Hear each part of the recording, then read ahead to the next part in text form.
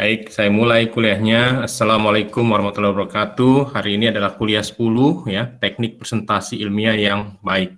Jadi kita lihat di sini ya, ada kata-kata teknik presentasi ilmiah, ada kata kunci ilmiah di situ. Berarti bukan teknik presentasi biasa, tapi ilmiah.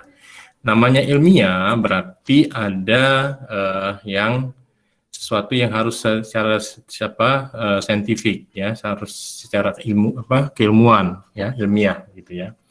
Nah, lihat di sini ya, tujuan pembelajaran ini ya. Pertama, Anda harus mampu membuat presentasi ilmiah dengan baik menggunakan Microsoft PowerPoint.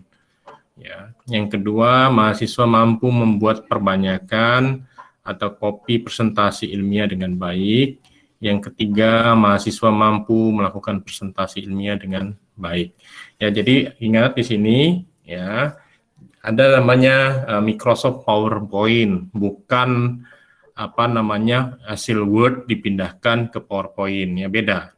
Ya, namanya Microsoft PowerPoint artinya poin-poin yang memiliki power atau poin-poin yang memiliki sesuatu yang akan disampaikan.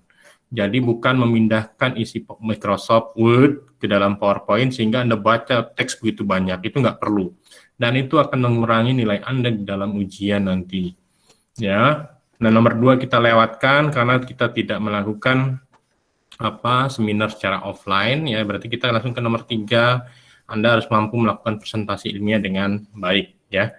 Nah, kita lihat di sini ya, presentasi ilmiah, ya kenapa saya katakan presentasi ilmiah? Ya, karena beda dengan presentasi biasa. Kalau presentasi ilmiah, kita menggunakan bahasa formal, tidak menggunakan bahasa gaul. Maksudnya seperti apa? Jadi, kalau kita kebiasaan menggunakan istilah bocah-bocah sedang membaca Quran, bocah-bocah itu bukan sesuatu bahasa ilmiah yang baik. Ya, tapi kita bisa ganti dengan anak-anak sedang membaca Quran misalnya. Ya, jadi ada kata-kata resmi di situ. Ya, di dalam presentasi ilmiah kita harus menggunakan sesuatu yang formal, tidak bisa sembarangan, ya. Oke, yang kedua penggunaan kata ganti, ya. Penggunaan kata ganti, contoh yang benar ya, misalnya menggunakan kata ganti orang pertama tunggal jadi yang benar itu menurut peneliti, ya. Contoh yang salah menggunakan kata subjek menurut saya, itu nggak boleh. Ya, jadi kalau presentasi menurut saya, ya nggak boleh gitu. Itu akan melihat bahwa Anda itu tidak ilmiah. Ya, jadi menurut peneliti hasil penelitian ini adalah gitu ya. Jadi seperti itu. Nah, terus yang berikutnya contoh lain adalah saran dari penelitian ini, bukan saran dari saya atau saran dari kami ya, salah kalau seperti itu. Ya, jadi saran dari penelitian ini bukan saran kami adalah bukan. Ya, terus metodologi penelitian yang digunakan. Ya, bukan metodologi yang saya gunakan dalam penelitian ini. Ya, jadi hati-hati menggunakan kata ganti orang ya, sehingga Anda harus benar-benar membuat menjadi lebih formal. Ya, terus dalam satu paragraf terdiri dari beberapa kalimat. Jadi kalimat itu nggak perlu panjang, karena diasumsinya namanya presentasi, Anda sudah paham yang Anda buat, jadi tinggal menyampaikan sesuai dengan pemahaman Anda. Ya, jadi kita lihat di sini, bahan presentasi tidak perlu banyak, karena hanya menampilkan poin-poin penting bahasan. Ya, nah ingat poin-poin penting bahasan, bukan semua dipindahkan dari proposal Anda ke dalam PowerPoint. Ya, bukan seperti itu. Oleh karena itu, peneliti harus pertama memahami permasalahan dan latar belakang penelitian. Ya, Anda pahami dulu permasalahannya dan latar belakang penelitiannya seperti apa. Ya, jadi Anda harus benar-benar memahami permasalahan dan latar belakang penelitian. Nah, yang kedua, memahami teori yang digunakan dan metodologi penelitian yang digunakan. Jadi tidak perlu menggunakan bahasa-bahasa yang banyak. Ya, jadi cukup misalkan poinnya adalah permasalahan dan latar belakang. Anda cerita saja, ya, cerita permasalahannya begini. Ya, ada data tabel paling atau grafik, ya, yang menceritakan bahwa itu harus diteliti. Jadi nggak perlu menulis teks sebanyak-banyaknya di dalam PowerPoint, nggak ada gunanya. Kita sudah pegang PowerPoint Anda dan kita sudah pegang proposal atau skripsi Anda. Ya, jadi Anda tinggal menyampaikan apa yang perlu disampaikan, poin-poin penting saja. Ya, sehingga apa? Anda harus paham latar belakang penelitian, Anda harus paham teori dan metodologi yang digunakan.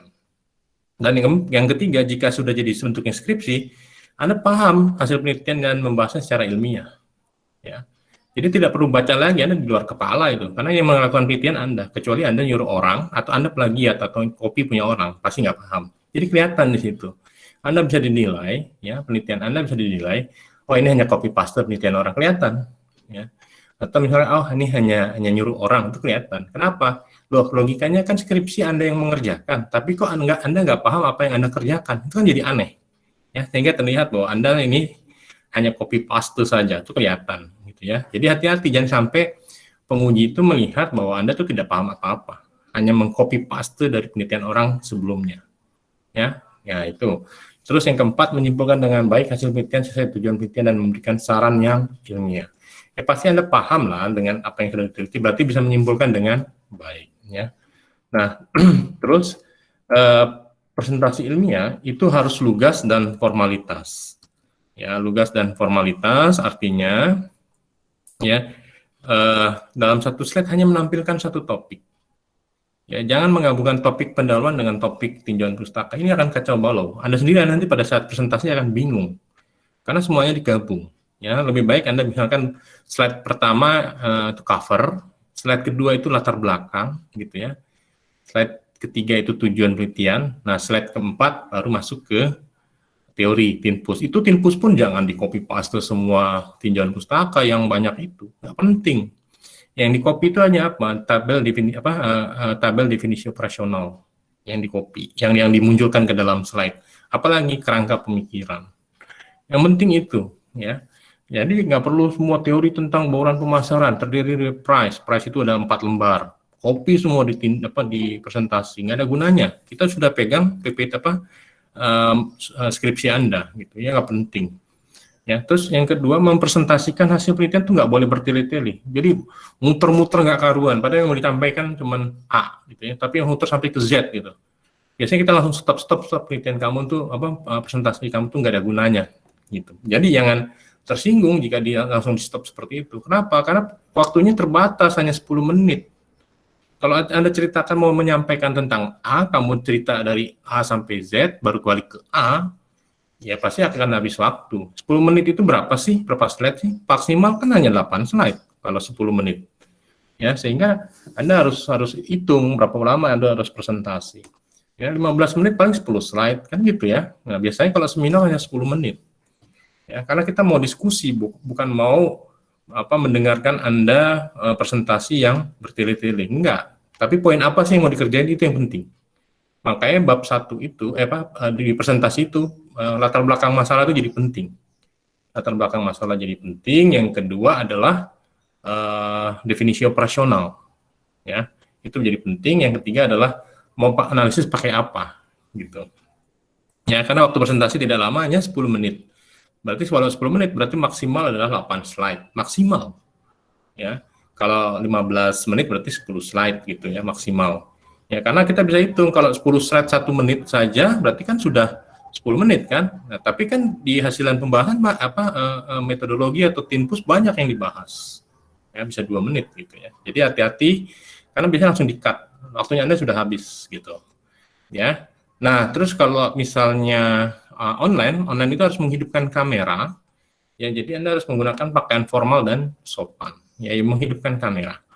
Gitu ya. Jadi kadang-kadang kita random acak, ya coba kamu berdiri, ya pakai baju tapi nggak pakai celana. Kadang-kadang ada juga yang kayak gitu, ya.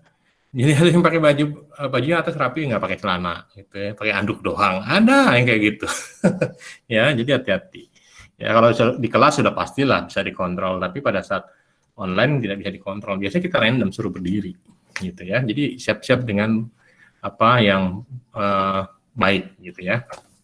Nah, terus tampilan slide dan handout, ya isi tampilan dan slide itu harus padat, singkat dan jelas. Huruf jelas dan tidak menggunakan huruf tulisan tangan. Bagaimana huruf tulisan tangannya seperti ini?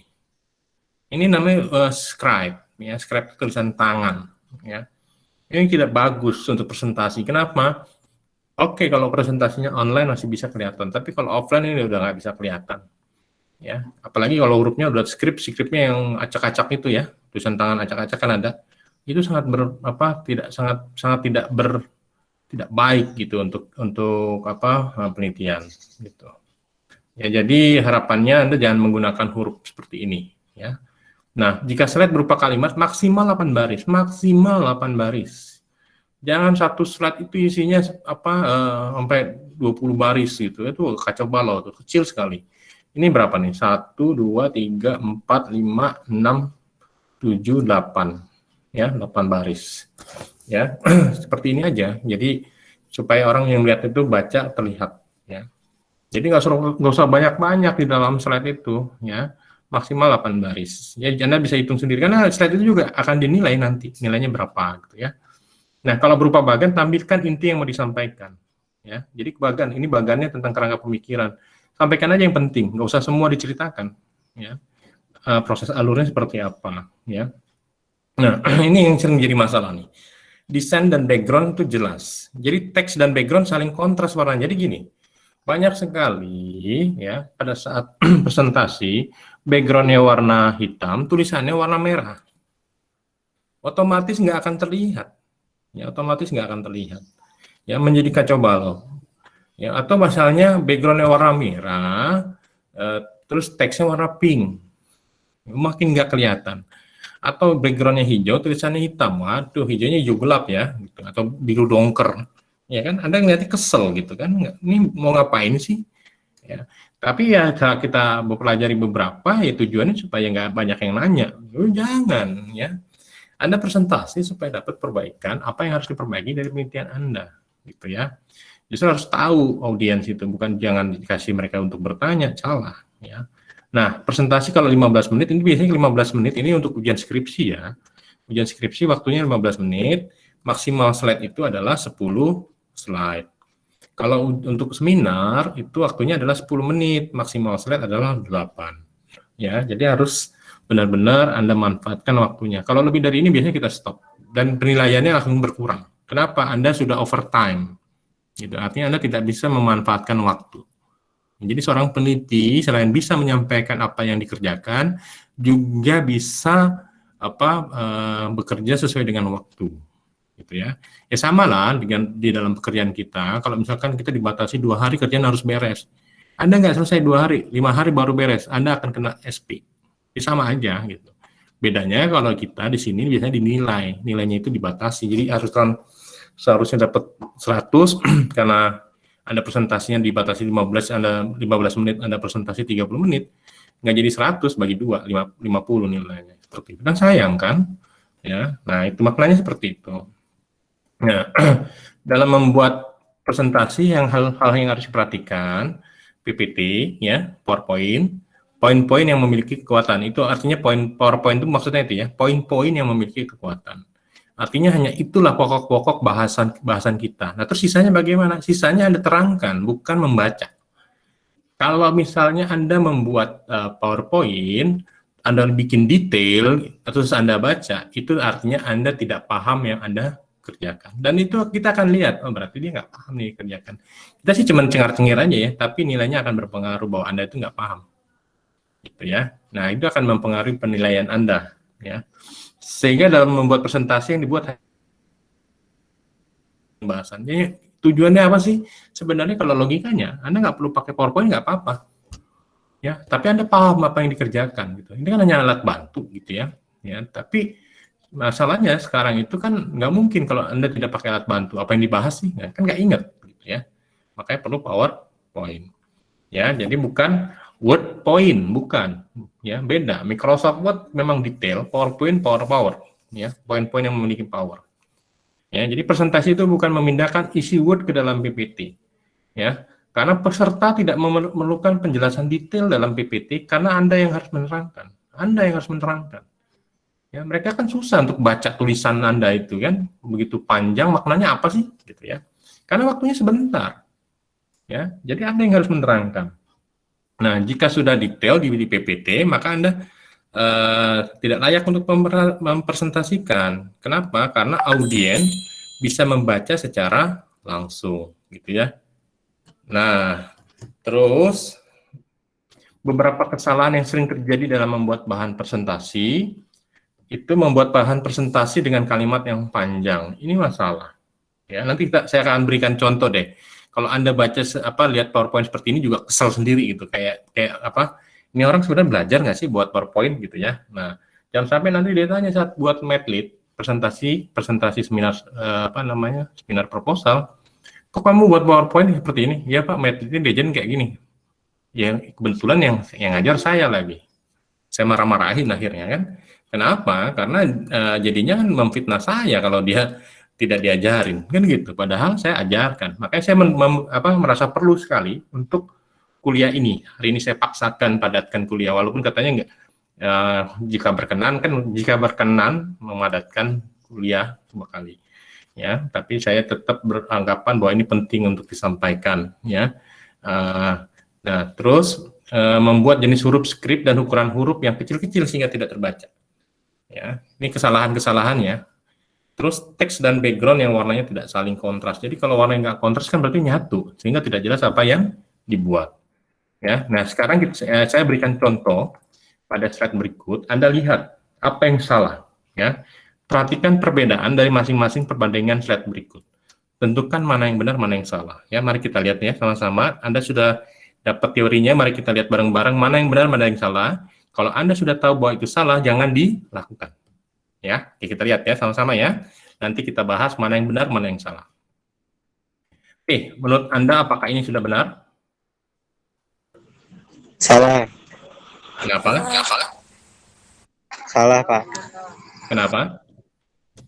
Karena telah banyak depan baris, Pak. Ya, lebih dari depan baris, dan ini isinya kan sebenarnya Word yang pindah ke PowerPoint. Oke, karena ini dalam bentuk online masih terlihat sama Anda. Tapi kalau misalkan ini offline di depan, ini udah nggak kelihatan huruf ini. Lebih dari 5 baris ke belakang, ini udah nggak kelihatan huruf ini. Udah campur aduk, gitu ya. Kenapa? Ini kan sesuatu yang nggak perlu. Kenapa? Itu sudah ada di dalam proposal. Sehingga Anda cukup menceritakan apa? Definisi desa di sini. Apa sih itu desa gitu ya? Anda nggak perlu hafal, Anda paham. Nah, terus apa lagi poin pentingnya? Desa industri, ya, desa industri. Nah, desa industri itu buat apa sih tujuannya? Untuk pusat pengembangan perekonomian. Sehingga kita nggak perlu nih. Ini nggak perlu. Ini kan teori-teori semua nih bunyinya. Padahal kan penelitian Anda bukan didahului dari teori, tapi didahului dari isu dan permasalahan. Isu dan permasalahannya dulu yang penting, ya. Baru bicara teori apa yang bisa mendukung. Kalau seperti ini, seakan-akan Anda melihat bahwa penelitian Anda itu berbasis teori, gitu. Padahal kalau berbasis teori kan sudah ada yang meneliti, makanya keluarlah teori itu, ya. Jadi menjadi bias, gitu ya. Nah, jadi kalau kita lihat seperti ini, kira-kira menurut Anda ini sudah benar atau belum? Sudah benar atau belum? Sudah, Pak. Sudah, kenapa? Karena nanti pengertiannya kita yang langsung menjelaskan. Betul, karena ini adalah poin-poinnya. Ya, kita lihat di sini kan poin-poin dari ini semua kan? Ya. Nah, kenapa kita lihat di sini ya? Jadi Anda bisa bercerita seperti ini. Ya, ini kan poin-poin penting dari slide sebelumnya, ya. Desa, apa sih itu desa? Ya, desa itu adalah wilayah administratif terkecil dari suatu pemerintahan. Nah, desa inilah merupakan pusat pertumbuhan terkecil. Sehingga di desa juga perlu namanya desa industri. Kenapa? Dari desa inilah akan muncul industri-industri yang akan menyokong perekonomian desa. Sehingga jika desa tumbuh menjadi desa industri, maka muncullah pusat-pusat perekonomian di desa. Sebagaimana kita ketahui bahwa desa itu terdiri dari 400.000 lebih yang ada di Indonesia. Jika semuanya bisa mengembangkan diri menjadi desa industri, maka akan muncul 400.000 lebih pusat-pusat perekonomian di Indonesia. Jika perekonomian tumbuh di desa sebanyak 400.000 lebih, maka akan berpengaruh terhadap perekonomian kabupaten kota. Kabupaten kota tumbuh, provinsi akan tumbuh, maka negara akan tumbuh dan kuat menjadi pusat perekonomian dunia. Kan Anda cukup seperti itu latar belakangnya. Ya, jadi nggak perlu bacain ini apa sih, ngapa ini, ya. Ya, jadi nggak penting gitu, bukan nggak penting ya, nggak perlu. Ini sudah ada, apalagi bicara tentang teori-teori nggak perlu. Kan lebih enak mana? Anda baca teori seperti ini atau yang saya terangkan tadi? Kalau Anda dengarkan, mana yang lebih baik? Mana yang lebih baik? Nggak tahu. Yang kedua. Yang ini kan? Ya. Ini. Kedua, Pak. Ya, Artinya ini lebih baik gitu, sehingga Anda melihat, oh berarti dia paham. Nah, kita kan melihat orang ini berarti paham yang dikerjakan, kan gitu ya. Beda dengan ini orang baca, desa merupakan unit terkecil dari pemerintahan yang mengurus administrasi desa. Desa biasanya dipimpin kades yang dipimpin langsung oleh masyarakat. Ada beberapa desa menurut para ahli. Sutarjo Kartono dalam bukunya Desa 1953 mendefinisikan bla bla bla bla bla bla bla bla. Desa akan menjadi pusat perekonomian bla bla bla. Itu kan menunjukkan bahwa yang dikerjakan itu tidak paham. Gitu ya. Kita dengerin ini satu slide ini mungkin bisa 5 menit nih dibaca. 5 menit baca ini, kita pegel nggak kupingnya? Pegel kan? Ya, artinya apa? Artinya ya kita tidak perlu lagi ya mendengarkan itu gitu. Ya, jadi lebih baik kita membuat poin-poin saja. Kalau ini kan Microsoft Word pindah ke PowerPoint.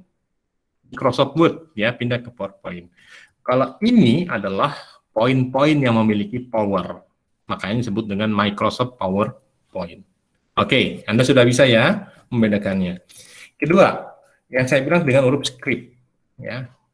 Huruf script, 2 tinjauan pustaka, daya saing UKM, bla bla bla. Ini sudah banyak hurufnya rapet-rapet, gitu ya, sehingga tidak layak ke dalam suatu ini PowerPoint. Kenapa? Ini sangat sama tidak eye catching kalau di dalam PowerPoint. Di sini masih terlihat. Tapi kalau duduk di belakang orang ini apa sih? Karena semuanya saling sambung menyambung menjadi satu. Ya. Dan yang kedua ini lebih dari 8 baris, dan yang ketiga ini tidak menyampaikan poin penting yang mau disampaikan. Ya. Nah, padahal kan ini kan teori. Kita nggak perlu lagi menunjukkan definisi itu semua ada di proposal, gitu ya. Definisi semua ada di proposal. Jadi yang lebih baik adalah kita membuat ini, ya. Ini yang kita buat, ya. Nah, sehingga kita lihat di sini, ya, mana yang lebih enak kita bacanya, ya. Ini sama ya, produk. Nah, ini produk. Ya. Terus pangsa pasar ini. Ya. Terus SDM ini. Ya. Sehingga kita melihat dari sini kita bisa ambil poin pentingnya. Apa sih poin pentingnya? Produk, pangsa pasar, SDM. Ya. Jadi kita bisa bercerita di sini daya saing UKM, produk yang berkualitas akan memiliki pangsa pasar tersendiri karena produk-produk yang berkualitas akan dicari oleh konsumen sebagai produk unggulan. Sebagai produk unggulan, maka kualitas ini akan menjadi daya saing utama dari suatu UMKM. Pangsa pasar setelah produk yang berkualitas, selain pasar dalam negeri bisa kita tingkatkan menuju ke pasar luar negeri melalui produk-produk yang berkualitas. Nah, produk-produk yang berkualitas akan semakin baik jika didukung oleh SDM yang meningkat kualitasnya. Nah, dengan cara apa gitu. Nah, itu kan enak kan, ya. Nah, ini kan terlihat bahwa power ini kan power gitu ya. Poin-poin yang memiliki power gitu. Nah, ini menjadi baik gitu. Nah, terus yang berikutnya, amati perbedaannya. Ini yang saya sampaikan tadi, antara warna biru dengan warna hitam itu nggak ada bedanya. Biru dongker, hijau dengan ini. Oke lah, di sini masih terlihat, tapi kalau di depan kelas, ini mati kutu nih, ya. Kita lihat perbedaannya, ya kan? Lihat perbedaannya kan enak, yang merah, eye catching. Coba lihat ini, butak gitu ya. Nah ini jadi tidak saling kontras antara teks dengan background. Kalau ini saling kontras, saling berlawanan. Kalau teksnya gelap, backgroundnya terang. Kalau ini backgroundnya gelap, teksnya terang. Kalau ini kan enggak, teks dan background sama-sama gelap, sehingga tidak terlihat. Ya, jadi nanti dalam membuat PowerPoint Anda harus memperhatikan hal-hal seperti ini. Ya, karena ini menjadi penilaian. Ini orang sebenarnya tujuannya apa dibuat seperti ini? Tujuannya supaya orang nggak bisa baca, gitu ya. yang tahu cuma dia, sehingga dia bisa baca sendiri. Nah, itu kan menjadi penilaian yang buruk ya sebagai seorang presenter gitu ya. Nah, terus contoh lain ya, pada slide berikut ini adalah contoh bahan presentasi yang paling mengerikan, membuat mual dan membuat audiens tidak respect terhadap penyaji. Nah, pertanyaannya, apakah hal ini pernah terjadi? Jawabannya sering. Ya. Kedua, apakah penyaji tidak paham tentang hal ini? Tentu saja paham, karena sudah diterangkan cara membuat presentasi yang baik. Dan jika ditanya kepada penyaji yang membuat presentasi ini tentang apakah nyaman dengan bahan presentasi yang dibuat, jawabannya adalah tidak. Loh, terus kenapa dibuat? Gitu ya. Nah, mengapa hal ini terjadi? Karena penyaji sengaja supaya audiens tidak memperhatikan bahan presentasinya dan audiens tidak tertarik untuk bertanya dan membahas presentasinya. Padahal kalau kita mau dagang, ya kan dagang itu kadang-kadang kan tender gitu ya, kita harus menyajikan yang terbaik. Kalau Anda sudah menyajikan yang seperti ini, biasanya langsung dikalahkan tendernya.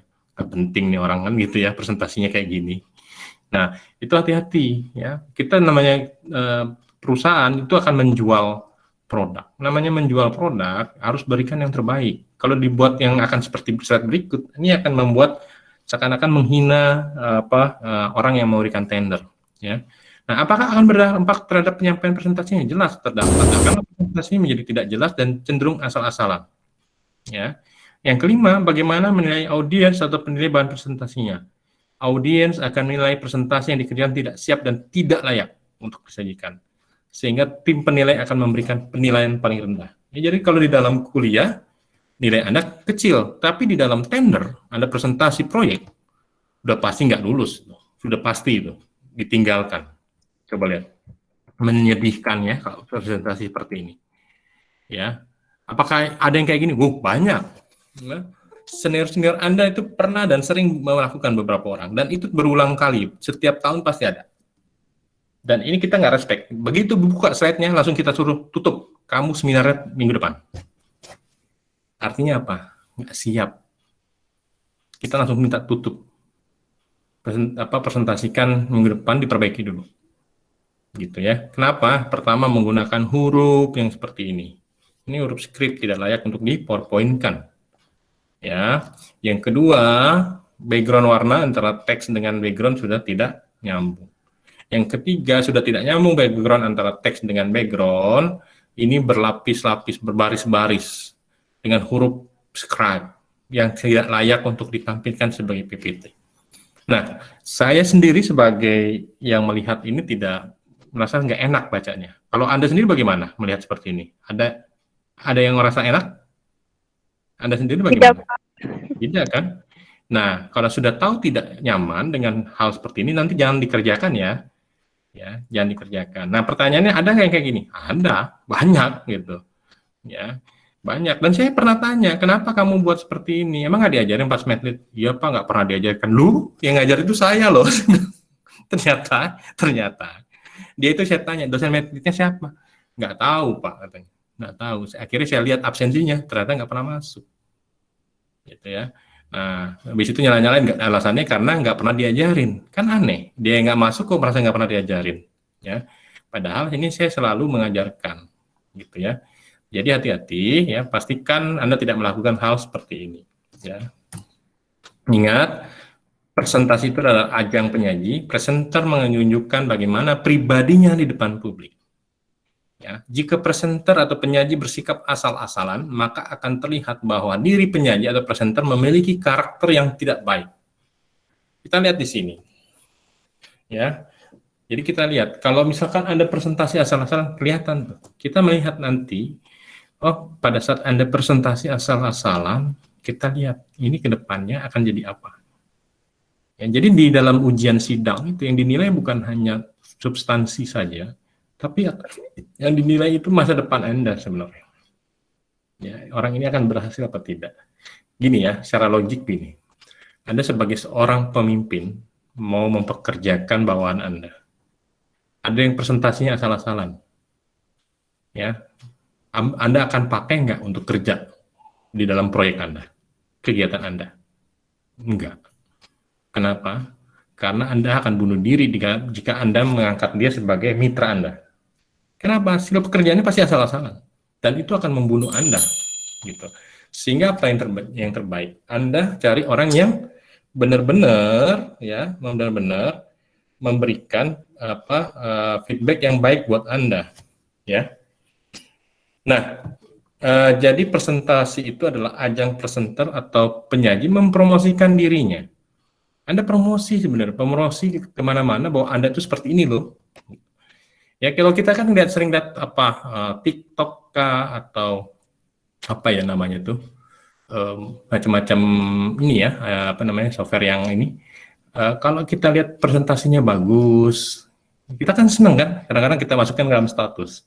Ada tuh yang presentasinya bagus gitu ya, tentang hidup misalnya. Ya, kita masukkan dalam status. Kenapa? Karena kita melihat dia presentasi sangat membangun mental, membangun jiwa. Sehingga kita merasa perlu menyampaikan, men-share ini ke orang lain. Kan gitu kan? Artinya secara nggak langsung kan kita sudah mempromosikan diri kita dengan presentasi yang bagus. Sehingga apa? Orang lain akan men-share status kita, akan men-share presentasi kita. Secara nggak langsung kan itu ajang promosi sebenarnya. Ya. Nah, presentasi itu adalah ajang menunjukkan keahlian karena presenter diberikan waktu untuk menyajikan apa yang diteliti. Sehingga perlu disampaikan kepada audiens bahwa dirinya mampu melakukan hal tersebut. Ya. Jadi seperti itu. Presentasi adalah ajang menunjukkan keahlian. Anda memang paham tentang bidang itu. Jadi pada saat nanti ada orang bertanya, siapa yang paham tentang bauran pemasaran? Oh, ada namanya si Joko misalnya. Nanti Anda akan dapat project karena Anda dianggap paham, gitu ya. Nah, terus yang selanjutnya, bagaimana jika presenter atau penyaji grogi? Presenter yang baik, walaupun grogi, pasti menyiapkan bahan presentasi dengan sebaik-baiknya, yang menunjukkan kesiapan presenter terhadap presentasinya.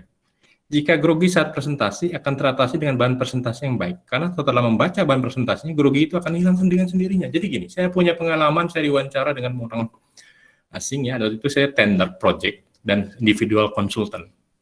Ya, waktu itu dengan proyek ADB ya, Asian Development Bank.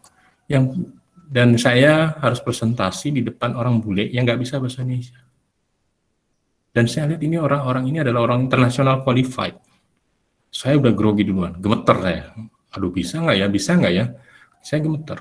Tapi karena saya siapkan presentasi dengan baik, dan saya paham apa yang akan saya ajukan, kerjakan, ya begitu saya presentasi, ya saya ngomong. Ini yang akan saya kerjakan, A, B, C, D, jelas. Dia bertanya, kenapa Anda perlu lakukan itu? Karena ini. Ya. Terus apa lagi ditanya? Dia ditanya, bagaimana Anda mengerjakannya? Saya ceritakan, begini tahapannya. Karena saya paham apa yang saya kerjakan, saya siapkan bahan presentasi dengan baik, walaupun saya grogi, pada akhirnya cair. Kenapa? Oh, mereka bilang akhirnya apa? Anda paham apa yang Anda kerjakan, tender ini kami berikan kepada Anda, mohon susun timetable-nya. Coba. Ya, kan enak kan? Ya, susun timetable, artinya kita dapat diterima. Ya, padahal saya groginya minta ampun waktu itu. Ya, berhadapan dengan orang-orang yang belum pernah ketemu, kebayang nggak? Belum pernah ketemu. Dan kita sedang mengajukan proyek individual. Saya diwawancara sendirian saya diwawancara. Yang ketiga, presentasi pakai bahasa Inggris. Yang keempat, kita diuji oleh mereka. Dan ujiannya itu adalah jawabannya, Anda lanjut mengerjakan proyek atau Anda stop sampai di sini. Kan jawabannya itu. Ya kan? Ujung-ujungnya adalah dapat kerjaan atau tidak. Kalau seminar hanya dapat nilai apa tidak. Ya sama, di dunia nyata, Anda dilanjutkan dengan pekerjaan baru atau tidak. Ya, sehingga Anda harus benar-benar menghilangkan grogi itu dengan apa? Dengan pemahaman tentang apa yang Anda kerjakan. Ya, saya sejak SD itu paling penakut untuk nyanyi depan kelas. Ya, waktu SD itu ada pelajaran menyanyi. Setiap anak harus menyanyi di depan kelas untuk mendapatkan nilai. Saya paling pemalu, saya paling penakut. Ya, paling penakut di kelas. Teman-teman saya nyanyi dengan bagusnya. Ya, saya nyanyi diem sambil menunduk. Ya, terus ada namanya pidato lomba pidato, bukan lomba ya, di kelas itu ada namanya penilaian pidato murid. Saya tidak mempersiapkan sesuatu dengan baik, saya grogi, saya diam dan menangis. Ya, saya menangis waktu itu masih SD karena saya bukan seorang presentasi yang baik. Ya, jadi saya tidak mempersiapkan dengan baik, saya nangis karena nggak tahu apa yang dilakukan. Ya, tapi selama kelamaan ya saya paham caranya mengatasi itu. Dan secara nggak sadar, Saya malah menjadi dosen yang harus ngomong di depan kelas sendiri. Saya harus presentasi tampil ya di luar negeri, ya, yang saya sendiri saya awalnya nggak berani, nggak pernah menyangka, ya. Nah, karena yang kita kejar itu kan nanti adalah output kita dari sesuatu yang kita kerjakan, dipresentasikan. Dan seorang dosen itu kan kerjanya hanya bicara kan, presentasi, ya. Di dalam proyeknya adalah presentasi. Bagaimana membuat ekonomi masyarakat meningkat. Bagaimana membuat tambak perikanan itu memiliki nilai jual. Itu yang kita presentasikan. Ya, saya menangis terhadap sesuatu yang saya dari kecil takuti. Tapi sekarang justru saya dihadapkan pada hal ini dan setiap hari. Ya. Kenapa? Karena saya dibentuk sendiri dan mempelajari bagaimana saya harus mengatasi grogi itu dari kecil. Ya. Nah, sehingga secara nggak sadar kita jadinya berani. Karena sering. Kawan-kawan S1 saya saja nggak pernah nyangka kalau saya jadi dosen. Kenapa? Bukannya Anda itu dulu penakut untuk ngobrol, untuk bicara depan kelas. Kok bisa jadi dosen? Saya tanya, sekarang saya terbalik. Loh, bukannya dulu Anda paling berani di depan kelas? Kenapa sekarang Anda kalau setiap suruh presentasi duduknya di belakang? Ngumpet supaya nggak ditunjuk. Saya sering gitu kan kawan saya. Jawabannya apa? Karena saya tidak mempersiapkan bahan dengan baik. Itu kuncinya.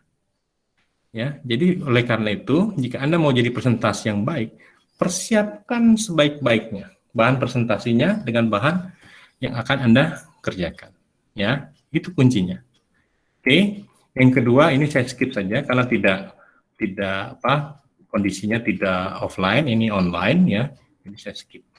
Nah, ini perbedaan slide dengan handout ya. Kalau slide itu dia terdiri dari satu halaman ya. Slide itu.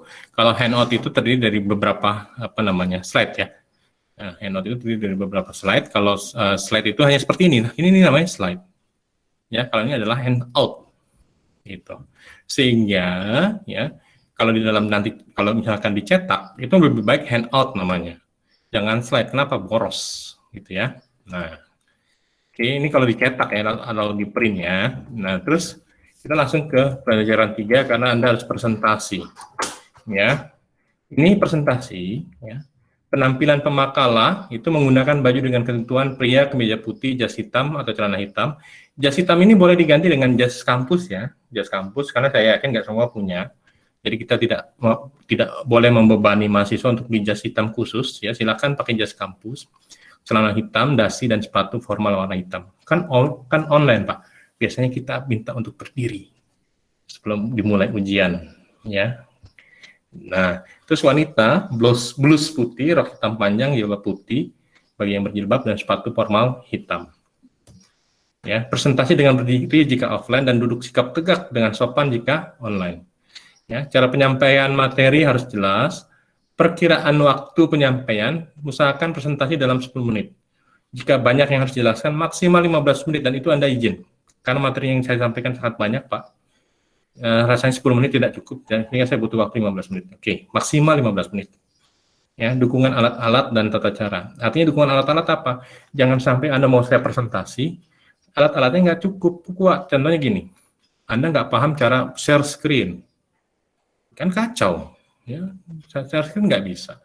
Terus wifi, ternyata kuotanya habis, nggak bisa presentasi. Pak maaf saya tidak bisa presentasi karena kuota saya habis. Ya udah minggu depan aja, tunda itu kan jadi beban, ya, dan sebagainya. Sehingga ini menjadi penting, ya penting, ya. Dan tata cara lainnya, oke. Ya, tunjukkan passion Anda, ya, 10 cara menyampaikan presentasi yang efektif. Tunjukkan passion Anda. Saat menyampaikan presentasi, tunjukkan passion Anda kepada para audien. Tunjukkan bahwa Anda bersemangat dan antusias membawakan tema presentasi tersebut. Ya, Anda antusias, semangat, ya, sehingga begitu Anda semangat menyampaikan, ya, audiens itu akan mendengarkan Anda. Ya. Anda akan bisa menggiring mereka untuk terlibat langsung ke dalam presentasi Anda. Ya, semangat. Ya.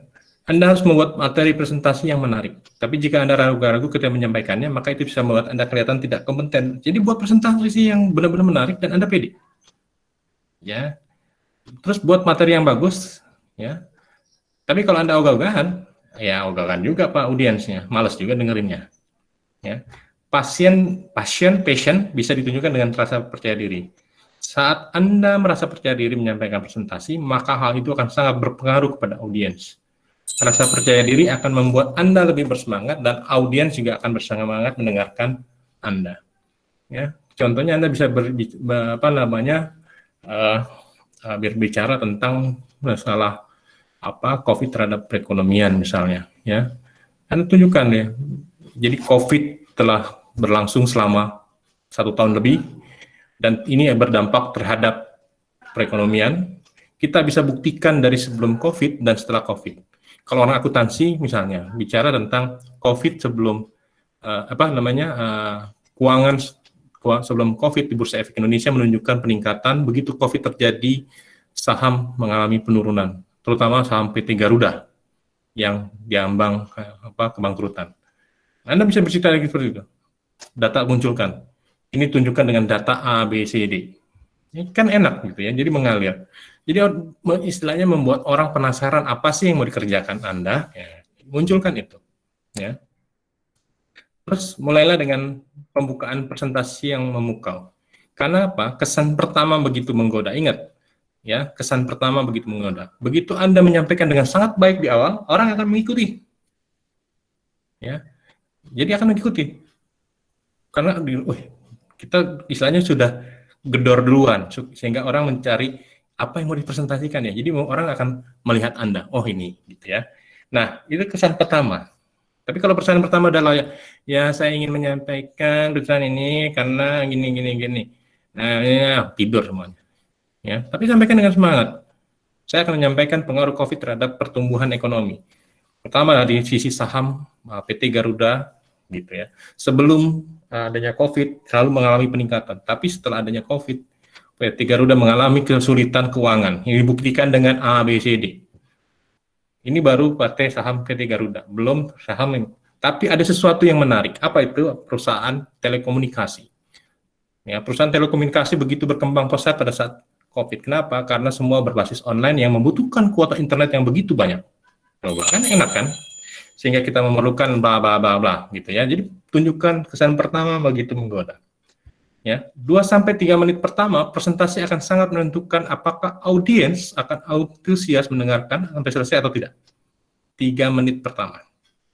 Kalau audiens mau mendengarkan dengan semangat ditambah melakukan tindakan yang diharapkan, maka presentasi tersebut efektif. Ya, 3 menit pertama ingat. Ya, banyak presentasi yang gagal menjadi sebuah presentasi yang efektif karena presenter tidak bisa menyampaikan pembukaan presentasi yang menarik. Ditinggalkan duluan oleh audiensnya, padahal hitungannya menarik. Tapi udah pergi duluan orangnya, ya, gitu, ya. Nah, sampaikan dengan singkat dan lugas, ya. Anda nggak perlu bertele-tele, ya.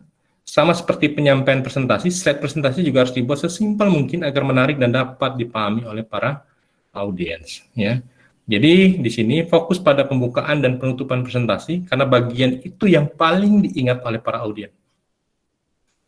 Ya, nah singkat atau tidaknya presentasi bukan hanya dilihat dari lama atau tidaknya Anda bicara, ya, bukan hanya itu, ya, tapi dilihat dari bagaimana Anda bisa fokus,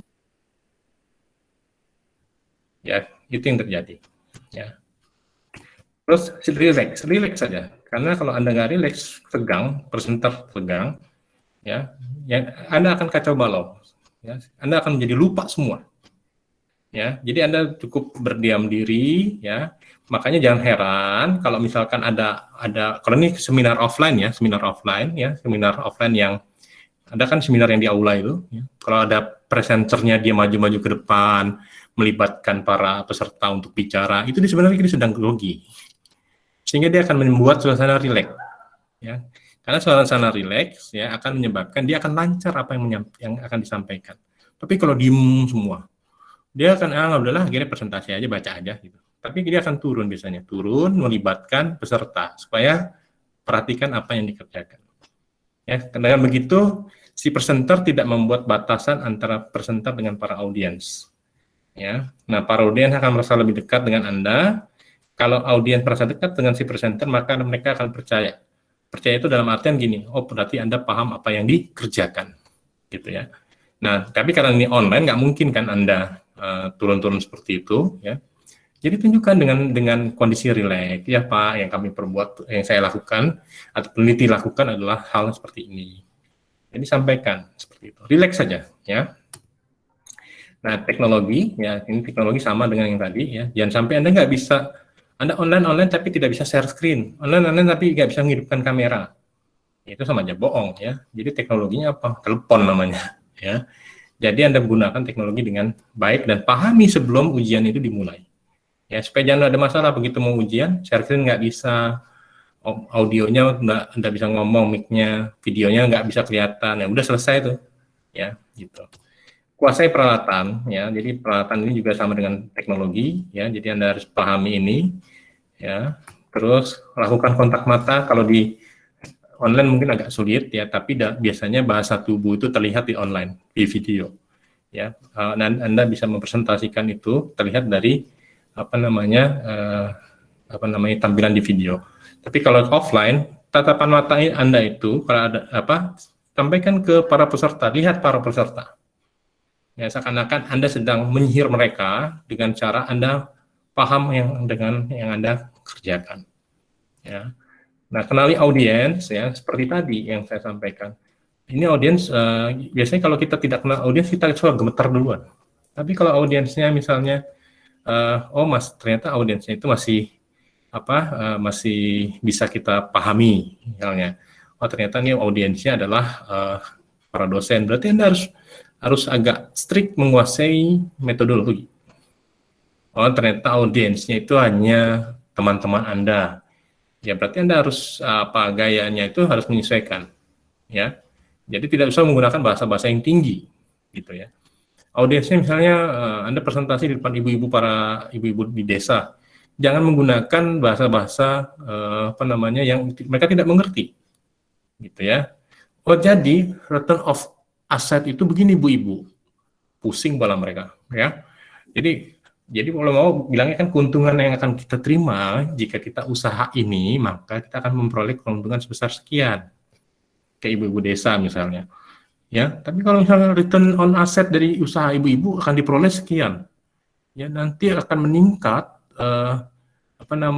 NPM-nya, net profit margin-nya sebesar sekian. Apalah itu kata ibu-ibu, tuh mendingan saya masak di rumah gitu ya. Jadi pahami latar belakangnya, umurnya, jenis kelaminnya, tingkat pendidikannya, atau pekerjaan mereka. Ya, kalau di kampus berarti kita sudah paham pasti audiennya hanya teman-teman Anda dan dosen. Nah, gunakan bahasa yang formal seperti apa? Gitu ya. Nah, terus perhatikan penampilan, karena penampilan yang baik membuat Anda semakin percaya diri dan audien akan menghargai Anda, karena Anda sudah menghargai diri Anda sendiri. Ya. Nah, penampilan Anda yang sesuai dengan presentasi yang Anda bawakan juga akan meningkatkan rasa percaya diri sebagai seorang presenter. Ya, terus Anda harus bersikap profesional. Ya. Nah, sikap profesional ini bisa Anda tunjukkan dengan datang sebelum waktu yang telah ditetapkan. Jadi Anda bisa mempersiapkan diri dulu sebelum tampil, presentasi dapat dimulai sesuai dengan waktu yang telah ditentukan. Jadi hati-hati, belum siap Pak, udahlah, yang lain dulu, gitu kan. Nah, nanti Anda ditaruhnya di akhir, nunggu lama, tegangnya lama kan, stresnya lama, ya kan. Nah, makanya tunjukkan sikap profesional, ya, supaya Anda bisa mempersiapkan waktu dengan baik. Ya, sudah ditentukan waktunya ya, sudah siapkan, gitu ya. Nah, terus juga profesional untuk menjawab pertanyaan-pertanyaan audiens. Jangan menjawabnya, ya menurut gue sih begitu. Nggak bisa tuh, ya. Jadi hasil penelitian saya menunjukkan bahwa, nah kan enak. Ya, karena ini adalah teknik ilmiah. Nah, kalau Anda membutuhkan waktu lebih lama untuk bisa memberikan jawaban yang memuaskan, katakan kepada audiens bertanya itu, Anda bisa menjawab pertanyaannya sekarang. Kalau tidak cukup, Anda nanti berdiskusi di luar, gitu ya. Karena ini bukan arena perdebatan, tapi ini adalah arena ilmiah bagaimana Anda mengerjakan sesuatu. Ya. Nah, bagaimana kunci presentasi yang baik? Latihan. Siapkan sebelum presentasi dimulai. Ya. Santai saja karena hal tersebut di luar kemampuan jika ada masalah. Lampu padam, laptop hang, infocus mati, itu santai aja. Nggak usah panik. Ya, karena ketika salah satu interaksi tidak berfungsi, Steve Jobs hanya memilih tersenyum, mengajak audiens untuk diskusi tentang topik yang telah dibahas dan sesegera mungkin beralih ke topik selanjutnya. Yang penting tetap have fun, ya. Jadi lakukan hal yang santai saja, ya, nggak usah panik. Nah, ini beberapa presentasi online yang baik dan buruk. Nah, ini yang tidak baik. Ya, kita lihat gini, dia memang di atasnya pakai jas, pakai baju. Ya, begitu kita minta berdiri, ya kecengengesan. Coba berdiri, saya bilang. Coba berdiri. Coba berdiri. Akhirnya kelihatan pakai celana pendek doang. Nah, menurut Anda ini baik apa tidak? Enggak, Pak. Enggak. Anda ngeliat ini aja ketawa kan? Ketawa. Iya. Anda ngeliat ini aja ketawa kan? Akhirnya cengar-cengir. Udah, kamu pindah ke yang terakhir. Pakai dulu celana dan sepatu. Ya, ada yang kayak gini ya, ada aja gitu. Ya. Nah, ini presenter yang baik, ya, pakaian sopan dan lengkap, melihat kamera dan serius, antusias mempresentasikan penelitian, memperlihatkan wajah yang ceria dan yakin dapat menjelaskan hasil penelitian. Ya, beda banget dengan ini. Kita ngeliatnya gemes, pengen cubit-cubit gitu ya. Kenapa? Ini kalau di kelas ini udah saya cubit ini anak gitu. Ya, tapi ini kan online ya. Ya, akhirnya cengengesan gitu ya. Pertama kameranya dimatiin, gitu, saya nggak mau dihidupin. Kami paksa suruh hidupkan. Pasti dihidupkan dia cengengesan. Pas cengengesan suruh berdiri, ternyata bener. Ya, dan sudah ditegur gitu ya. Oke. Ini selamat menyusun bahan presentasi, semoga sukses ya. Siapkan semua sebaik mungkin. Jangan lupa sebelum UAS Anda sudah membuat proposal utuh, ya, proposal utuh dari cover ya, bukan dari bab 1 aja, dari cover sampai daftar pustaka Anda buat sebaik mungkin, dan PPT-nya ya, ingat PPT hanya 10 slide saja maksimal. Ya, kalau bisa 8 slide saja sih sebenarnya. Kalau bisa 8 slide saja. Apa aja yang ditampilkan? Cover udah pasti ya, cover. Yang kedua latar belakang. Latar belakang bukan teks ya, tapi data. Nah, Anda bisa menyampaikan powerpoint-nya, poinnya di situ. Misalkan teks tentang penurunan penjualan. Ada tabel penurunan penjualan misalnya dari tahun ke tahun. Kata kuncinya Anda kasih panah penurunan penjualan. Nah, Anda terus bercerita di situ. Ya, terus tujuan penelitiannya apa yang mau dikerjakan. Anda buat poin saja, ya, nggak usah banyak-banyak, poin-poin saja. Ya, apalagi, nah, masuk ke bab 2 TINPUS. TINPUS itu isinya apa? Yang kamu masukkan hanya di tabel definisi operasional. Tabel definisi operasional dengan kerangka pemikiran. Ya, terus bab 3 apa? Bab 3 itu hanya memasukkan slide-nya itu adalah jenis penelitiannya apa, kapan akan dilakukan dan di mana, sampelnya ada berapa, ya. Terus ke slide berikutnya adalah teknik analisis datanya seperti apa. Terus apa saja yang dilakukan berikutnya, ya, seperti itu. Jadi slide paling 6-7 slide, tapi kalau bisa 8 slide silakan. Jadi nggak perlu banyak-banyak. Oke, sampai sini ada yang mau bertanya sebelum saya tutup? Ada yang mau bertanya? Cukup? Untuk cover dan PowerPoint kumpulin minggu depan, Pak. Ya, sebelum UAS. Nah, jadi kan hanya 8 slide itu kan, 8 slide. Nggak susah kalau buat PowerPoint, lebih susah buat proposal kalau menurut saya. Pak, saya mau nanya Pak. Ya, silakan. Kalau untuk tenisnya itu dia presentasi per abjad atau memang yang ready, yang udah siap ready atau bagaimana Pak? Ready. Itu buat ujian seminar ya? Maksudnya ready. Iya. Kalau Anda sudah siap proposalnya, enggak. Jadi kalau Anda sudah siap proposalnya, sudah jadi, sudah fix, sudah yakin Anda yakin bisa ujian, Anda langsung daftar seminar. Tapi syaratnya metodologi harus minimal B.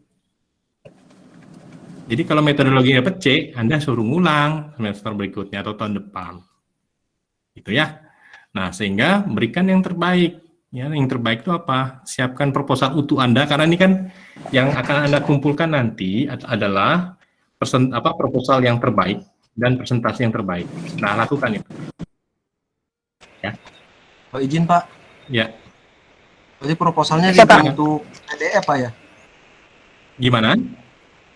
Proposal bentuk PDF Pak atau gimana Pak? Boleh PDF saja. Tapi formatnya sudah rapi ya. Ya, Bab dari mulai cover sampai daftar pustaka. Ya, sebentar Pak. Kan ini kalau daftar pustaka kan di bawahnya pakai huruf, jadi berarti bisa jadi 3 bagian sama cover depan Pak ya? Maksudnya gimana? Daftar pustaka pakai huruf? Maksudnya?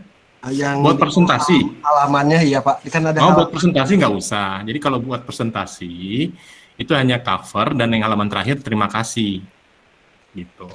Enggak gini Pak, di 8 bentuk slide, proposalnya ya. kan kalau proposalnya disatuin dari depan sampai belakang kan itu ada halaman 1, 2, 3, tapi kalau di sini kan huruf ini bentuknya. Nah, gimana itu bisa Iya. dipisah nggak Pak? Silahkan aja, tapi di zip ya.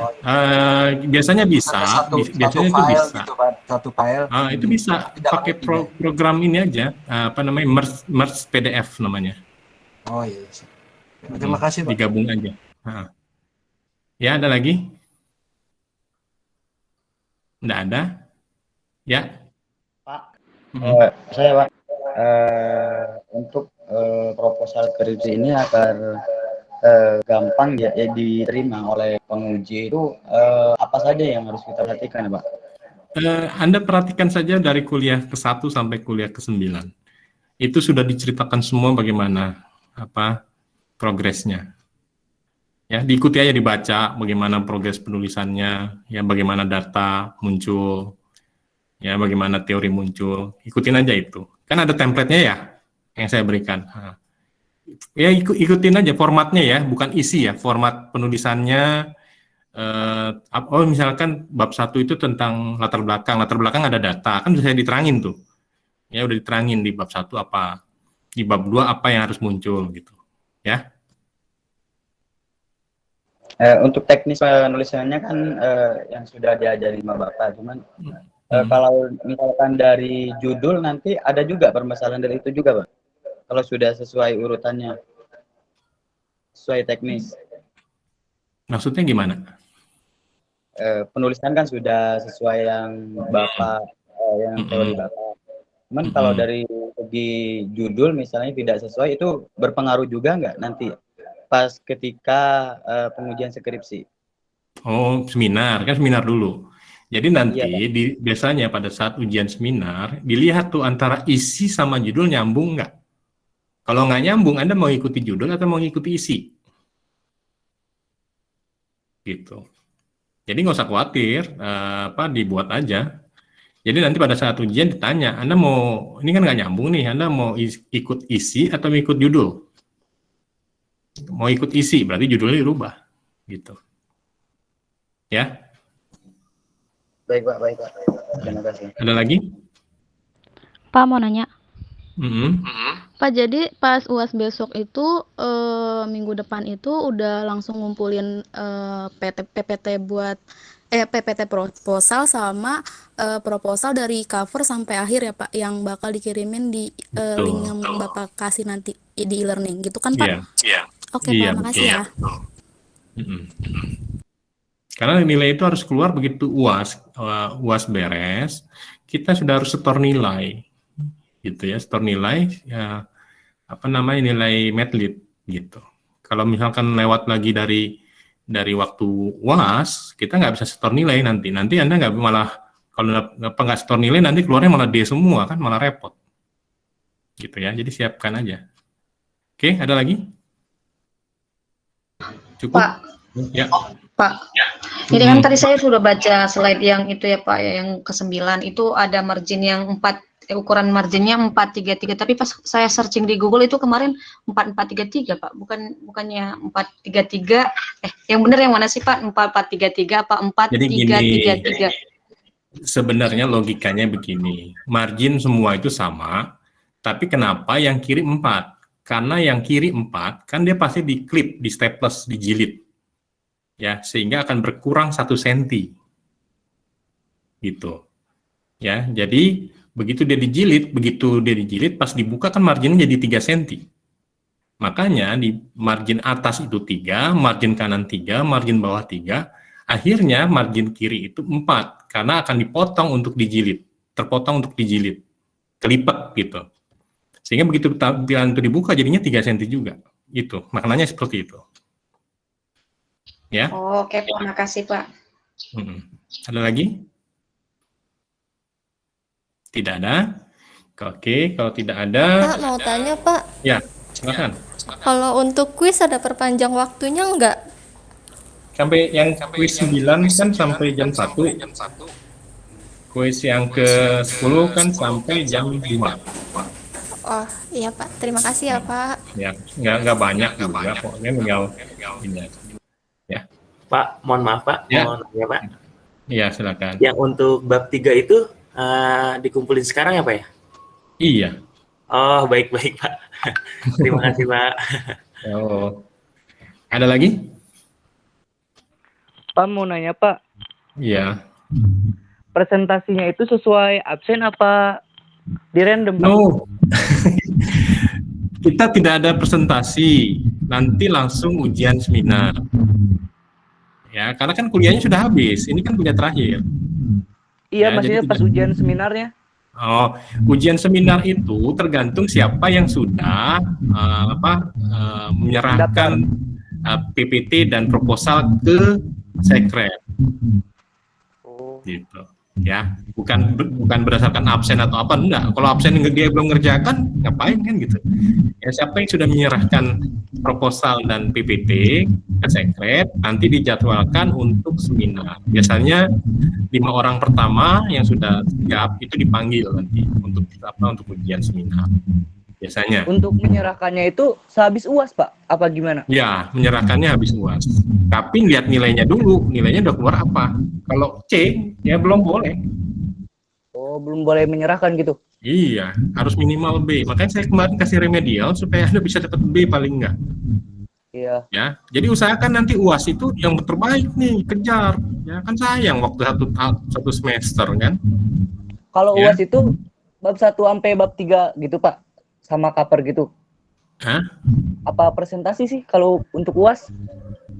Tadi kan sudah dijelaskan bahwa untuk UAS Anda ada ujian. Ya, tapi Anda juga harus mengirimkan proposal utuh dari cover sampai daftar peserta dan mengumpulkan PPT. Iya.